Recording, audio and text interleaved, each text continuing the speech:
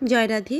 আজকের পাঠ শ্রীচৈতন্য মহাপ্রভুর সঙ্গে রঘুনাথ দাস গোস্বামীর মিলন। শ্লোক 288। শঙ্করানন্দ সরস্বতী বৃন্দাবন হইতে আইলা, তেহ সেই শিলা গুঞ্জামালা লইয়া গেলা।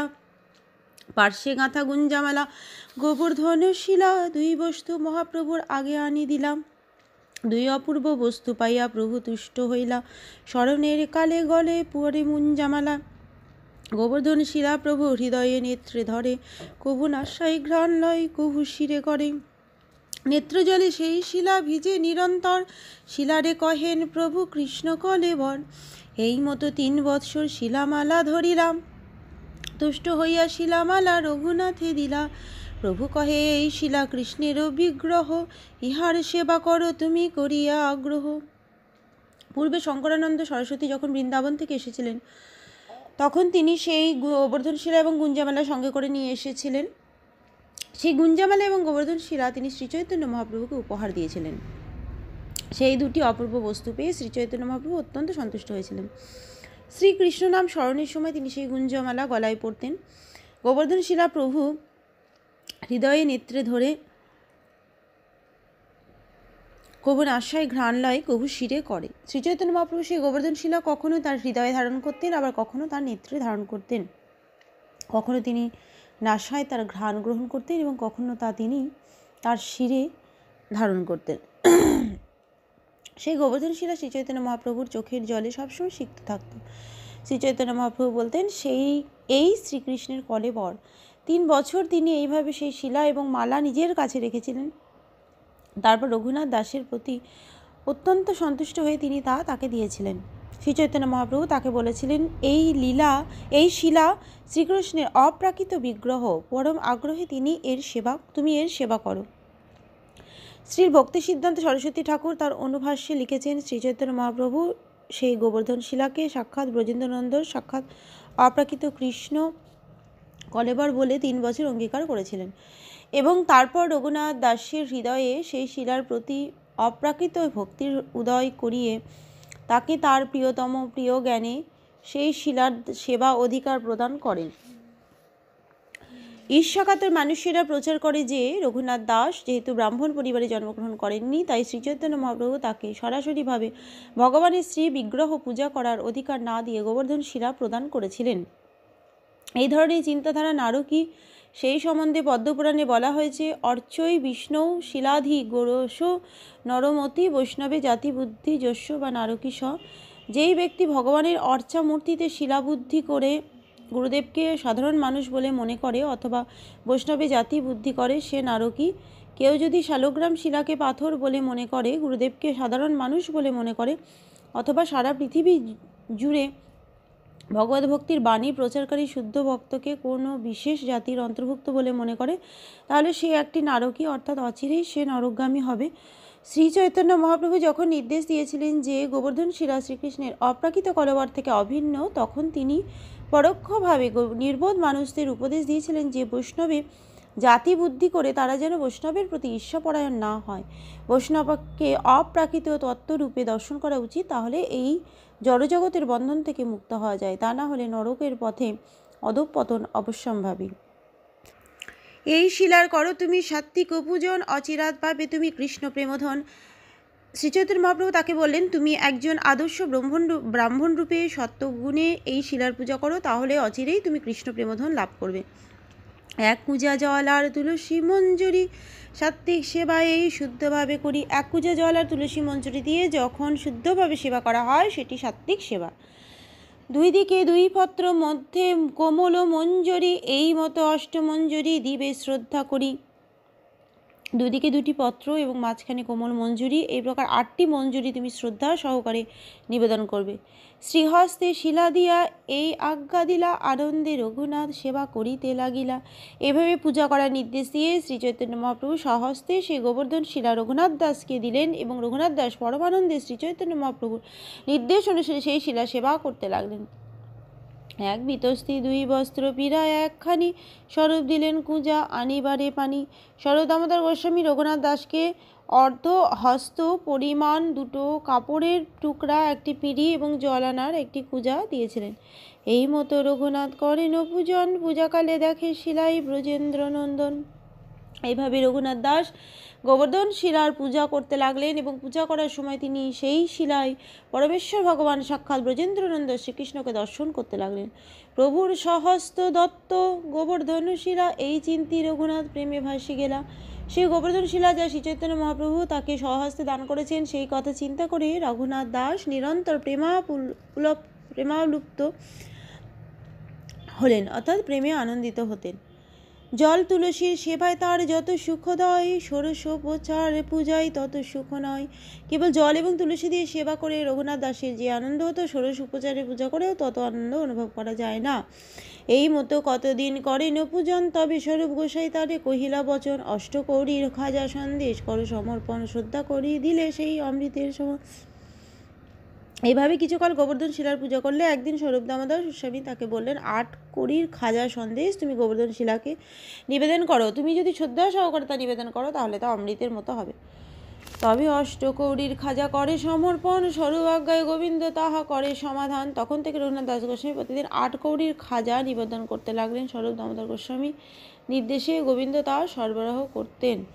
রঘুনাথ সেই শিলামালা যবে পাইলা, গোসাইয়ের অভিপ্রায় এই ভাবনা করিলাম, শিলা দিয়া গোসাই সমর্পিলা নবর্ধনে, সঞ্জামালা দিয়া দিলা রাধিকা চরণে। রঘুনাথ দাস যখন শ্রীচৈতন্য মহাপ্রভুর কাছ থেকে সেই শিলা এবং মালা পেয়েছিলেন, তখন তিনি শ্রীচৈতন্য মহাপ্রভুর অভিপ্রায় উপলব্ধি করে মনে মনে ভেবেছিলেন, এ গোবর্ধন শিলা দান করার মাধ্যমে শ্রীচৈতন্য মহাপ্রভু আমাকে গিরি গোবর্ধনের সন্নিকটে একটি স্থান প্রদান করেছেন এবং এই গুঞ্জামালা দান করার মাধ্যমে তিনি আমাকে শ্রীমতী রাধারানী শ্রী পাদপদ্মে আশ্রয় প্রদান করেছেন। আনন্দে রঘুনাথের বাহ্য বিস্মরণ, কাইমনে সেবিলেন গৌরাঙ্গচরণ। অন্তহীন আনন্দে রঘুনাথ দাস গোস্বামীর বাহ্য বিস্মরণ হয়েছিল এবং কাইমনে তিনি শ্রীচৈতন্য মহাপ্রভুর সেবায় মগ্ন হয়েছিলেন। অনন্ত গুণ রঘুনাথের কে করিবে লেখা, রঘুনাথের নিয়ম কেন পাষাণের রেখা। রঘুনাথ দাসের অন্তহীন গুণাবলীকে বর্ণনা করতে পারে, তার নিয়ম নিষ্ঠা ছিল পাষাণের রেখার মতো অবিচল। পাষাণের রেখা কথাটি অত্যন্ত তাৎপর্যপূর্ণ। রঘুনাথ দাস এত কঠোরভাবে বৈরাগ্যবিধি পালন করতেন যে পাষাণের রেখার সঙ্গে তার তুলনা করা হয়েছে। পাষাণের রেখা যেমন কখনো মুছে ফেলা যায় না, তেমনই শ্রী রঘুনাথ দাস কোনো অবস্থাতেই তার নিয়ম নিষ্ঠা থেকে বিচলিত হতেন না। 7:30 প্রহর যাই কীর্তন স্মরণে, আহার নিদ্রা চারিদণ্ড সেহ নহে কোনো দিনে। প্রতিদিন 22 ঘন্টার অধিক সময় তিনি হরে কৃষ্ণ মহামন্ত্র কীর্তন করেন এবং শ্রীকৃষ্ণের শ্রীপাদপদ্ম স্মরণ করে অতিবাহিত করতেন। দিনে প্রায় 1.5 ঘন্টা মাত্র সময় তিনি আহার এবং নিদ্রায় অতিবাহিত করতেন এবং কোনো কোনো দিন তাও হতো না। বৈরাগ্যের কথা তার অদ্ভুত কথন, জন্ম না দিল জিহুবায় রসের স্পর্শন। তার বৈরাগ্য ছিল অত্যন্ত অদ্ভুত। তিনি আজীবন তার জিহুবাকে রস আস্বাদন করতে দেননি। ছিন্ডাকানি কাঁথা বিনা না পড়ে বসন, সাবধানে প্রভুর কইল আজ্ঞারও পালন। একটি ছেঁড়া কাপড়ের টুকরা এবং একটি কাঁথা ছাড়া তিনি আর কিছু গায়ে দিতেন না। এইভাবে তিনি অত্যন্ত কঠোরভাবে শ্রীচৈতন্য মহাপ্রভুর নির্দেশ পালন করেছিলেন।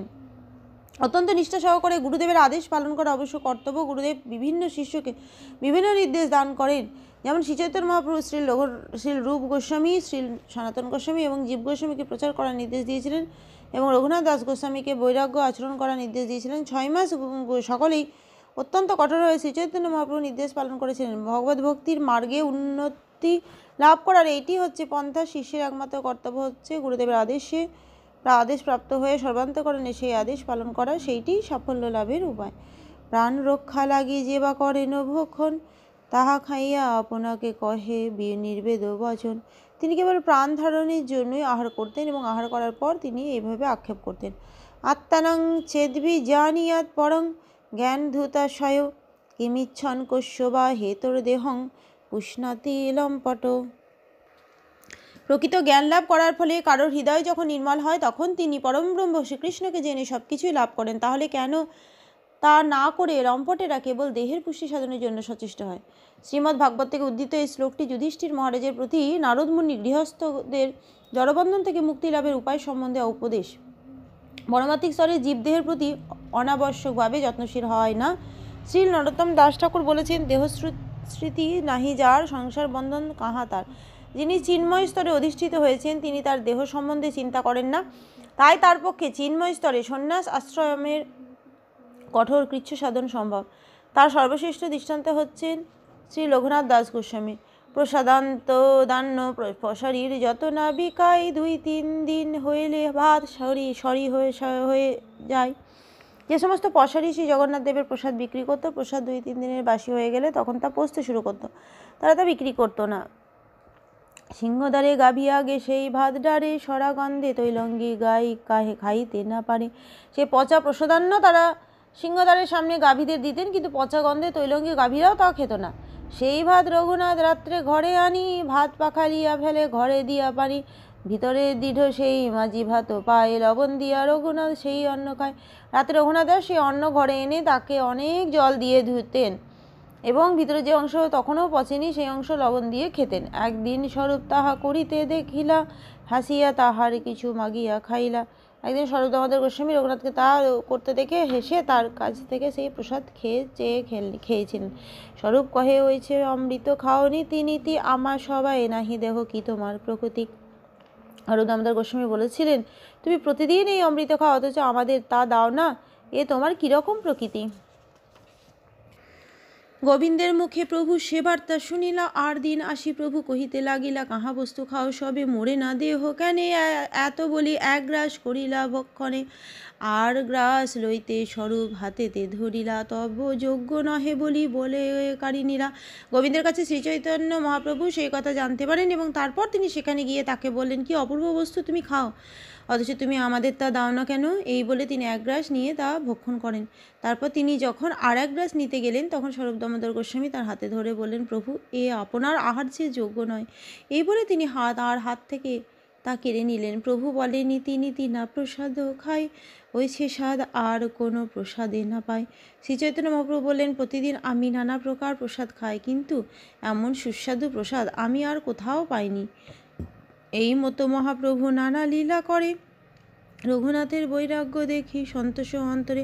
এভাবে শ্রীচৈতন্য মহাপ্রভু জগন্নাথ পুরীতে নানা লীলাস বিলাস করেছিলেন। রঘুনাথ গোস্বামীর বৈরাগ্য দেখে তিনি অন্তরে অত্যন্ত তুষ্ট হয়েছিলেন।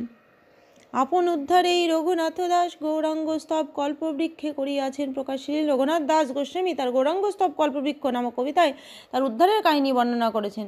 মহাসম্পদা বাদপি পতিত মৃদৃত্ব কৃপয়া, স্বরূপে যশিয়ে কুজন্মপি মাং নস্যমোদিত পুরগুঞ্জাহারং, প্রিয়মপি চ গোবর্ধন শিলাং, দাদৌ মে গৌরাঙ্গ হৃদয়ে উদয়ন মাং মদয়তি।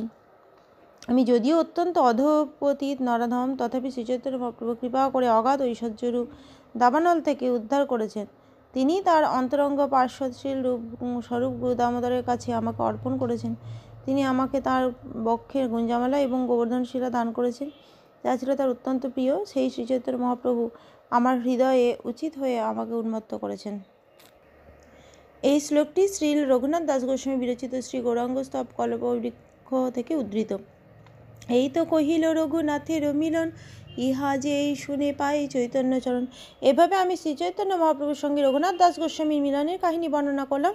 এ কাহিনী যিনি শ্রবণ করেন তিনি শ্রী চৈতন্য মহাপ্রভু শ্রী পাদপদ্মে লাভ করেন। শ্রীরূপ দা রঘুনাথ পদে যার আর চৈতন্য চরিতামৃত কহে কৃষ্ণদাস। শ্রী রূপ গোস্বামী এবং শ্রী রঘুনাথ দাস গোস্বামী শ্রী পাদপদ্মে আমার প্রণতি নিবেদন করি, তাদের কৃপা প্রার্থনা করি। তাদের পদাঙ্ক অনুসরণপূর্বক আমি কৃষ্ণদাস শ্রী চৈতন্য চরিতামৃত বর্ণনা করছি।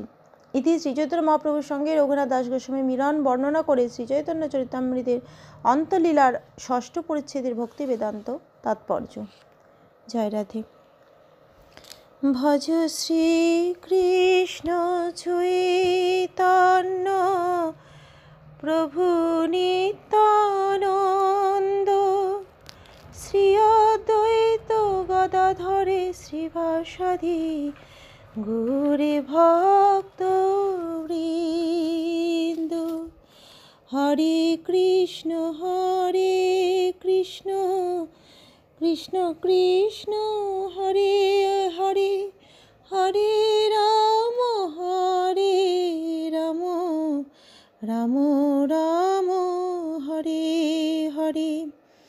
জয় রাধে জয় রাধে জয় রাধে জয় রাধে, জয় রাধে।